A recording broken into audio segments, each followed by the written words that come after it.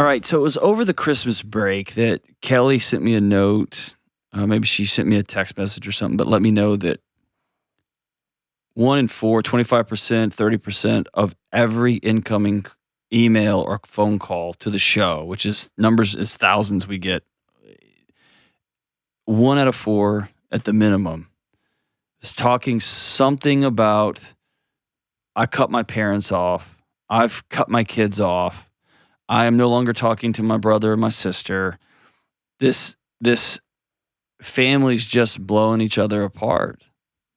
And it's all, boundaries are super important. And I live and die by boundaries. They're critical. But now we've reached a point when it's beyond boundaries, when it's uncomfortable, or I don't like your opinion, or you got a COVID vaccination, so get out of my family. You can't come to Thanksgiving, or you didn't get a COVID vaccination. And these 5 and 6 and 7-year-old, back in college, I needed $30 from you and you didn't come through for me, so I hate you. And then we have adults who are just dealing with being 35, dealing with being 40, and being 35 and 40 is just annoying and hard and scary. And we thought our life was going to look different, and it doesn't. And then mom calls and she's annoying. Dad calls and he's frustrating, or he's grumpy, or he doesn't call, whatever. And it's just, I cut you off. I'm cutting you off. I'm cutting you off. So Kelly and the team dug into some of this research, and I tried to clarify a couple of things. One, what's actually going on across the country with family members cutting each other off? And when is it okay to cut somebody off? This is just Delony's opinion, so you can take this as what you want. And what can you do when we're thinking about cutting off family members, drawing boundary lines, saying, I'm out, I'm out, I'm out? All right. So here's a couple of data points. 29% of Americans report being estranged from an immediate family member. So that actually fits with our data, about 30%, such as a parent, child, sibling, or grandparent. 27% of Americans have experienced estrangement from a family member's. 56% of Americans have had a falling out with a close family member at some point, and 21% have experienced a rift that never reconciled. And man, this can be, these disagreements or these rifts come from lifestyle choices, come from value disagreements, from past abuse and trauma, blatant disregard for boundaries, or being a whiny hiney, being a brat. And adult parents can be brats, kids can be brats. Somebody's being a brat, right? And so this is a hard conversation to talk about, because I can say, don't ever cut off your parents. Well, if dad abused you when you were a kid, it's right. It's right that you don't want to run your grandkids. And if your dad voted for the wrong person or watches Fox News or MSNBC all day and he's always complaining, is that really a reason to not have a father? Or to your grandkids to not have a grandparent, right? So it's digging into some of these details. So here are some things that I wrote out, just me thinking through this stuff. How do you know when it's time to take a break from a family member or cut ties?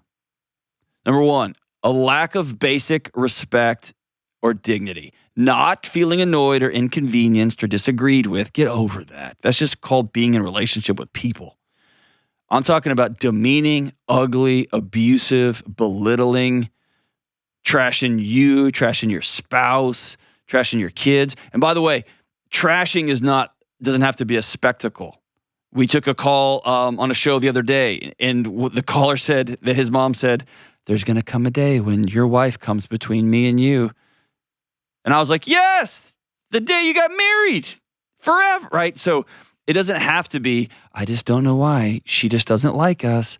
Because you send text all the time telling her that you don't like the way she does X, Y, or Z, or whatever the thing is. Well, we don't know why you don't let our grandkids come stay with us for 3 weeks in the summer. Because, anyway.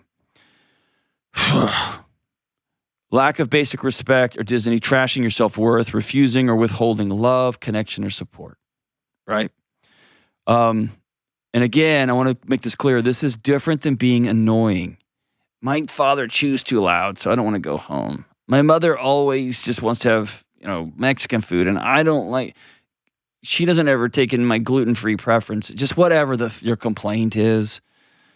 She wishes Billy played baseball and Billy plays soccer, and just stop with that stuff, okay? This is different than annoying or uncomfortable or disagreeable even. Okay. Like I said the other day, my buddy Ian Simpkins said, unity does not require uniformity. Being on the same team doesn't mean we all have to play the same position. Being on the same team doesn't mean we all agree on what play we should run next. It's just we're on the same team. We're on the same team. We don't have to all be the same. Whew. All right, number 3. Here's how you know when it's time to take a break from your family. Or it's number 2, actually. You find your relationship with your family pathologically or negatively impacting your everyday relationships with your spouse, your kids, your work, etc. You find yourself really getting grumpy. You find yourself really withdrawing. You find yourself angry, snapping. You find yourself getting sick. You get worked up. You go silent for a few weeks. You find yourself having another drink, or every time that phone call rings, you find yourself, your heart rate speeding up. I don't know about some of you guys, but I know folks who, when their parents call, they just instantly turn 9 again. Hey, Daddy. Hey, Mommy. Oh, I'm so sorry. Right. Immediately fall into those patterns. Number 3, your family is continuing to try and control your decisions, your choices, or your plans as though you were still living under their roof. Now, here's where this gets dicey. If you're still on their cell phone plan, they get a vote. If they're paying for your college, they get a vote. If they're paying for your car, they get a vote. If you're married and you have 2 kids and you live an hour away, they don't get a vote. Number 5, 4, this idea, you can cut them off when you live under this idea of you owe me. You owe me money. I need $50. I need $10,000. I need access to your home. Those are my grandkids. You owe me access to those kids. I need to borrow your car. It's this sense of what is yours is mine because you owe me. There's a joke in my house. My mom is awesome. She's always like, I carried you for 9 months. And we still bring that up to this day. Like, hey, you guys want to go eat? Because I carried you. That's a funny joke in our house. But there's a when that becomes pathological, right? Next, blame, manipulation, gaslighting, or dishonesty, or a lack of safety. If you have a parent with untreated major depressive disorder that makes it unsafe for you to be around, well, if you can't make it here, I'm just going to kill myself. Well, if you come over, then I'm just going to have to, hey, Mom or Dad, you can't scream obscenities at the grandkids. Well, you know that, right? It's unsafe. Or manipulation. I wouldn't have to if you would just call me more. Or blame. This wouldn't have happened if you had gone to that other school or married that other woman. Or I just don't know why you don't want me around.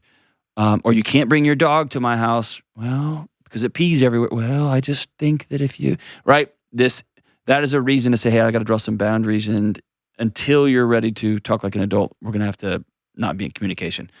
And the last one, and this is a big one, if there's been past abuse, there has to be a reckoning.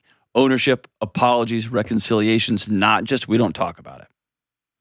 And there can be abuse. Abuse can be psychological, emotional, it can be sexual, it can be physical. There has to be a reckoning. I hurt you. And who I was and what I did was wrong. And there's been some sort of retribution. I have put skin back in the game. And there is actions to back up my words. I am not who I once was. I've talked to parents who mercilessly spanked their kids growing up to the far past the point when it was keeping them in line. It was physical abuse. And I've seen some that still laugh about it. And I've seen some sob and say, I'm so sorry that I conflated loving you with physical harm. And so, anyway, there's got to be some sort of reckoning, ownership. So that's a lot, and it's going to be on a spectrum. Here's some things you can do in your house to begin to establish your own autonomy.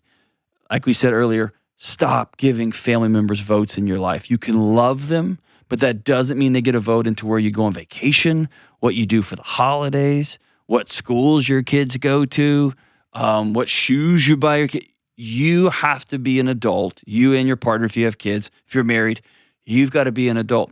You as a kid, if you are asking your dad, which engineering job should I take? This one or this one? And your dad is a fisherman, he may not have the right answer for you. You may need to find some other engineers that might ask you. And when he says, I wouldn't work there because that's cool, man. I'm going to be an engineer and I really want to work in this city, in this town. And I think it's going to be a great opportunity for me. And I've done my research and I've met with folks and gotten in proximity to people who do this job. He didn't get a vote. Often when our parents say, I wouldn't do that. Really what they're saying is, I don't know how to say this, but I love you. I don't want you to move away. I wanted you just to hang out here forever because we like you. We love you a lot, right? So you stop giving them a vote. Here's the second thing I want you to stop trying to do. Stop trying to make your other family members okay with their life decisions. It's not your job. You can't. It's not your job to, when your mom calls and says, I don't know why I stayed with your dad 20 years ago. I can't make that okay for you. You need to find some friends and you need to find some relationships because that's my dad too. Number 3, this is a continuation there. Commit to staying out of triangles. Well, your mother, I'm going to stop you right there. I'm going to stop right there. That's my mom. And if you have problems with my mom, you need to talk to a therapist. You need to talk to some of your friends. I'm not the guy. That's my mom, dude. Well, your sister has been, no, that's my sister. I don't want to, I know when you talk about it, it makes me feel good about myself, but I don't want to get into that. Stay out of triangles. Next one, don't own the blame or the guilt or the hate. Is that easy? No. Are you going to sob? Yes. Is it heartbreaking? Yes. When your parents blame you for their situation. And I'm going to hop out of it. And then have clear boundaries. Very clear boundaries. I've talked about on the show that my family, Sheila and I, my wife and I, send an email in September-ish, sometimes October, sometimes August, but we send an email. Here's what the fall is going to look like for our immediate family. Travel, me on the road, what's going on in our life, and we send that out. Some years that email has been very well received. Some years it has not. It's not gone well at all. Who do you think you are? Is that hard? Yeah. Does it break my heart? Yep. Does it happen? Yep. Can I control any of that? Nope. All I can control is my boundaries. And I probably need to do a better job on this show. I talk about just say it. Just go out and say it. It doesn't always go well. Sometimes it goes really tough. And it's not great. I don't love it. I hate it.